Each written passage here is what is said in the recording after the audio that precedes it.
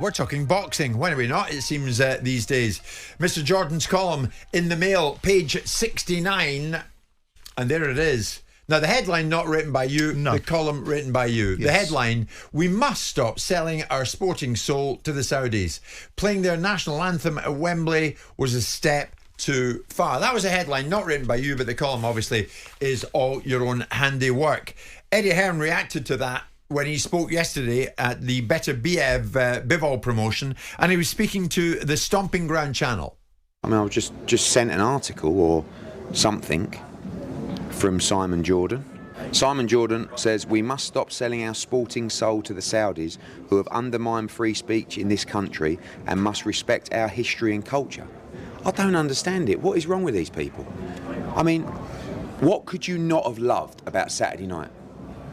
What are you not happy that someone from another country has put all of their efforts and time and money into delivering an iconic event for our country, for British sport, for opportunities for our fighters? What are you not happy about? I don't understand. Are you saying they shouldn't be here?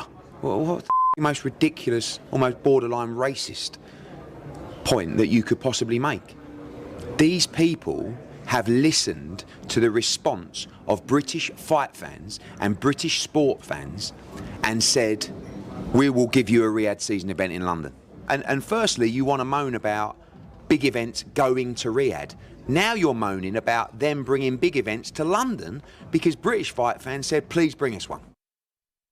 You wrote it. Is it borderline racist? Well, I mean, look. I mean, in this day and age of issuing writs, the word that gets him out from underneath, having one shoved so far down his throat, you wouldn't know whether it's having a dump or a haircut, is the borderline perspective, because you can't go around calling people. There's nothing about that article. I defy him to point to the article in any shape or form that invites the Saudis to be involved in world sport, accepts the principle of the fact they have the right to invest in it, believes that the Saudis have the right to rebrand themselves and have every right to be at the top table. You do say, I half expected Frank and Eddie to be dressed in the traditional Saudi thobs, such as a deference to them. Well, that's true, because what they've lost is the commercial perspective. What they've lost is the reality of certain values in exchange for the benefits they're getting from it. And I understand the principles of it. Their heads are buried in the trough and they're looking at the world through the prism of the returns that they're getting and dressing up as something different.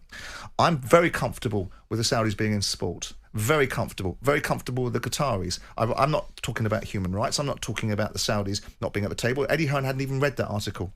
When he made his opinion, which is often the case with him, he doesn't have the facts and he says what he wants to represent as being what someone else has said. The difficulty with me is you can't tell me about me.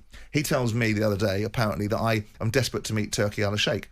Well, I've never asked to meet Turki al-Sheikh. The only fact of the matter is Turki al-Sheikh asked to meet me on the 16th of September and I was unavailable to make a meeting. So that's not me, Des. So when you get these facts, now this article is not one. It's not. I'm not uncomfortable with the Saudis putting on sporting events. I'm uncomfortable with certain aspects. If it were the national anthem of the Welsh, the Italians, the French, if it was an event being sponsored by Monaco, I'd be uncomfortable if the hosting of something starts to take away from sporting tradition, about the integrity, about our national pride, but it's also about appropriately earned respect. If you play a national anthem at a sporting event, it is for the sporting expertise and the sporting participants. It isn't for the host. I don't see Arsenal running out to the national anthem of Rwanda. I didn't see Chelsea running out to the national anthem of Russia when they had a Russian owner. No, but before Crawford is, Madrimov the other night in Los Angeles, they played the Saudi national anthem. And that is entirely up to the Americans how they want to operate. I don't live in America, I live in London, and I look at it and say one of the cornerstones of our society is freedom of speech. So, but why is it a bigger deal here for you than it is, say, for the likes of the Americans in LA? I don't care what the Americans do. It's nothing to do with whatever they do. You could argue the Americans are the most patriotic of the lot. Well, you can argue about what the Americans are. You can argue about some of the imports that we've taken from America. We'll like to take a knee because the Americans decided that something happened in their country that should subsequently be broadcast across the world. So I look at it from a different prism. But the main focus upon it is, does that mean that every time they're trying to turn it into an argument that my objection to our environments being utilised and changed and pivoted off from the historic and cultural values that we have and the central values that we have in this country to engage with a host, a boxing promoter, which other boxing promoter has a national anthem played? I don't know any. And I'm entitled to have that view. I believe it's about sporting integrity, it's about culture, but it's also about things like freedom of speech. You've got a situation where you and I had the temerity to talk about the atmosphere in Saudi, and they banned this station because they didn't like what was said. And then you've got a journalist that comes into the stadium, a leading sports journalist whose views I don't actually agree with, and I write in this article I don't agree with them. Oliver Brown from the Telegraph. Banned from the national stadium, the home of English sport in football terms, of national sport, because he wrote something to the Saudis.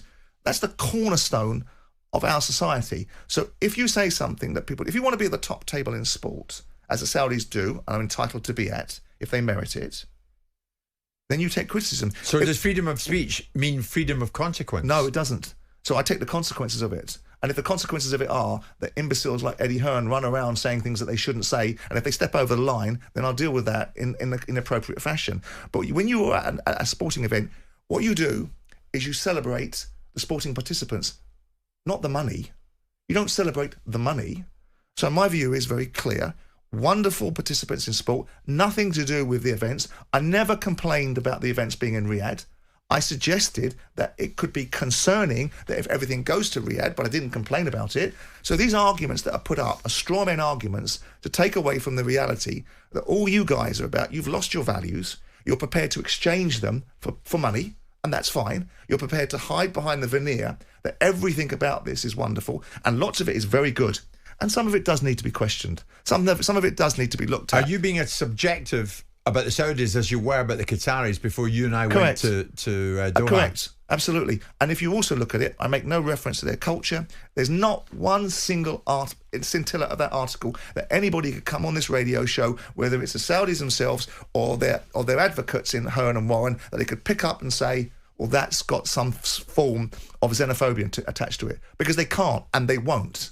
Because they make observations that are not steeped in any facts. And you think the playing of the article. Saudi anthem on Saturday night at Dubois Joshua was wrong because it's celebrating the money inside Wembley that night and not celebrating the participants? I don't know what Riyadh season means, right, to us, but it's a celebration of fine leisure, sport, all sorts of activities. We are in London, in the most iconic stadium, arguably in the world, in a British event hosted by Saudi money with two British fighters. Why would you play the Saudi national anthem? Because it wouldn't have happened without them. Well, that's not necessarily true, is it? Of course it wouldn't. Well, think about it. You said it yourself. Think about it. Turki Al Sheikh was the only person that could have got that on Saturday night in front of 96,000. Well, think about it. We both know that. Think about it. The reasons why we haven't been able to get fights on previously is because the two guys that are now best friends wouldn't work together for 15 years. So there's no nobility in that. We've seen big fights being gotten on. We've seen Wembley Stadium filled when Klitschko fought Joshua. We've seen it when Carl Froch fought George Groves. We know that these fights can be made. There may not be as much money around, and there may not be as much available, but these fights can be made. But we haven't seen the heavyweight fights that we've always been wanting to see, and the only reason we're seeing them is because he's arrived in the scene, pushed everybody else aside, and said, fine. This is how it's going to be done. And what is the natural extension from this? The host that sponsors the Olympics will now have a medal given to the host because he sponsored a particular medal group in the Olympics. It's ridiculous. It's a non-argument in reality. The Saudis are entitled to be at the top table. The criticism I'm writing is about us. It's not about Saudis. I'm saying, is this what we represent now? Do you think it really looked like downtown Riyadh? It felt like it. Yeah, that's what you said. That's what you said in your column. I might be a bit artistic in my license to create some feeling around the article. But when I'm walking through an arena where everything is green, everything is Riyadh season, and I'm listening to the Saudi national anthem, I could close my eyes, and everything's entertainment, it's bells and whistles, and everything is about that. I could imagine that I was in downtown Riyadh, yes. But it didn't last very long, which, by the way, is a lovely place. The anthem didn't last very long. No. You watched the whole undercard, which was excellent, and you watched the fight, which was sensational. Wouldn't have happened without the guy. Well, that's debatable. And we've seen big fights happen before. And to the credit of them, they've made it happen. But that's not the point, is it? The point is the Saudis have every right to be at the top table. It's about sporting tradition. It's about integrity. It's about national pride. It's also, by the way, about appropriate earned respect. And just because you're the money in the room doesn't mean that we should give up all of our values. This is British fighters fighting in a British ring, hosted by Saudi money, and the Saudis should be given due respect. You think a moment of national pride? They played God Save the King. Yeah, Yeah, and do you know what? It wouldn't matter. If it was the American national anthem, I'd say, oh, what's going on here? If it was the French, if it was the Welsh, I'd Would say... you? Yeah, I would. Would you? Why wouldn't I? Okay. I've got no issue, no skin in the game. I think the Saudis coming into sport and cleaning up some aspects of it in boxing is absolutely world class. I think some of their ideas are brilliant, but I think they should be available to be criticised. And if they're not, what does that say about them? We're not in Saudi, Jim. They want to shut down free speech in Saudi. That's their gift. You can't shut down free speech in this country. You can't ban journalists. You can't censor people because you don't like what they say. But ironically, the man has come of his own volition onto this show. He has indeed. He has indeed. Okay, Simon's column in the Mail, page 69, well worth a read. And I love that picture of him. Jim White and Simon Jordan. Monday to Friday mornings from 10 on AM, on DAB, via the talkSPORT app and on your smart speaker. talkSPORT.